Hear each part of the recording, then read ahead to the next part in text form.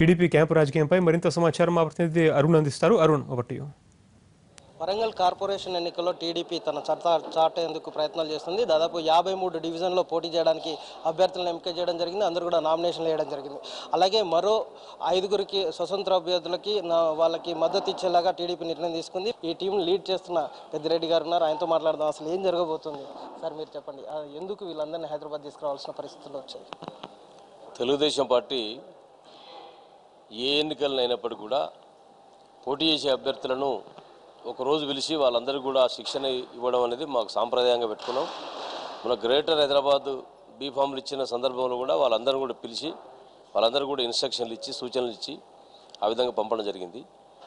TRS party అంటే నామినేషన్లు చేసిన వాళ్ళ యొక్క స్క్రూటినీ కూడా కాపాడుకోలేని పరిస్థితుల్లో వాళ్ళ వ్యవహారం ఉంటుంది. మాది చాలా శాస్త్రీయంగా సైంటిఫికల్గా ఉంటుంది. ఒక డెమోక్రటిక్గా ఉండేటువంటి పార్టీ. ఎవరు ప్రలోభాలకో లోనే వాళ్ళైతే ఇక్కడ దాకా రారు. వాళ్ళు దాని గురించి మేము తీసుకురాలేదు. అది ఒక హైదరాబాద్ తర్వాత పెద్ద కార్పొరేషన్ కనుక ఆ కార్పొరేషన్లో 58 డివిజన్స్ ఉన్నాయి కనుక రెండవ తెలంగాణ పెద్ద క్యాపిటల్ అయినటువంటి మరి ఓరుగల్లు సంబంధించినటువంటి వాళ్ళను కూడా గౌరవించాలి.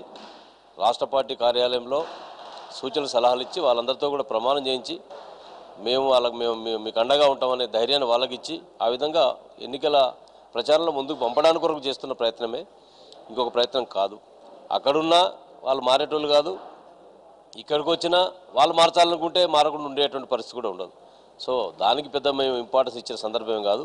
అయితే మాకు తెలిసిన సమాచారం, ఒక ముఖ్య నాయకులను ఒక్కొక్కరికి 2-3 అలాట్ చేసి మీరు ఏ విధంగానే చేసి వాళ్ళను విత్డ్రా చేయించమని చెప్పినట్టుగా మాకు సమాచారం ఉంది. అయితే అది ఒకందుకు మేము సంతోషపడతా ఉన్నాం. అంటే తెలుగుదేశం బలాన్ని చూసి భయపడుతున్నారు అనేది అదొక సంకేతమే. ఎందుకంటే తెలుగుదేశం అభ్యర్థులు బరిలో ఉంటే మేము గెలవం అనేటువంటి భయంతో చేస్తున్న ప్రయత్నంగా మేము భావిస్తూ ఉన్నాం. అంతే ధైర్యంతో మా అభ్యర్థులు కూడా చాలా మరి ధైర్యంగా పోటీలో ముందుకు పోవడానికి ప్రయత్నం చేస్తూ ఉన్నారు. ఒక్కటి గమనించుకోవాలి, గ్రేటర్ హైదరాబాద్ అంటే తెలంగాణ వాదం కానీ తెలంగాణ నినాదం కానీ తెలంగాణ పార్టీ పట్ల వాళ్ళకు అవగాహన అంతగా లేదు. ప్రభుత్వం పట్ల భ్రమలు ఉత్తర తెలంగాణలో తొలగిపోయినాయి. 14 సంవత్సరాల నుంచి అనుభవించి ఉన్నారు. అదే వరంగల్ సంబంధించినటువంటి ఆ యొక్క గ్రేటర్ వరంగల్లో కూడా ముఖ్యమంత్రిగా స్వయంగా ఎప్పుడో ఎలక్షన్లు వస్తాయని అనేకమైన హామీలు ఇచ్చి ఏ ఒక్క హామీ నెరవేర్చలేదు. తిరుగుబాటు అంటూ జరిగితే ఎప్పుడైనా అది వరంగల్ నుంచే జరుగుతుంది. మొన్న పార్లమెంట్ ఎన్నికలు దృష్టిలో పెట్టుకొని ఆ బలం ఇంకా ఇక్కడ కూడా ఉంటుందని అనుకోవచ్చు. కానీ ఆ విధంగా ఉండదని నేను భావిస్తూ ఉన్నా.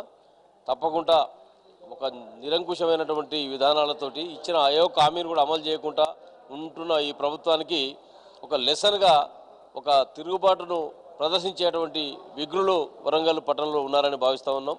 ఇది పెద్దిరెడ్డి గారు చెప్తుంది. ప్రస్తుతం వాళ్ళందరికీ ఒక అవగాహన కల్పించడానికి మాత్రమే పిలిచాం. మరోవైపు అధికార పార్టీ ప్రలోభాలకు గురి చేసే ప్రయత్నాలు చేస్తున్న సమాచారం ఉన్నా మా వాళ్ళ మీద నమ్మకం ఉంది కాబట్టి వాళ్ళకి బీఫామ్ ఇచ్చి పంపిస్తామని చెప్తున్నారు.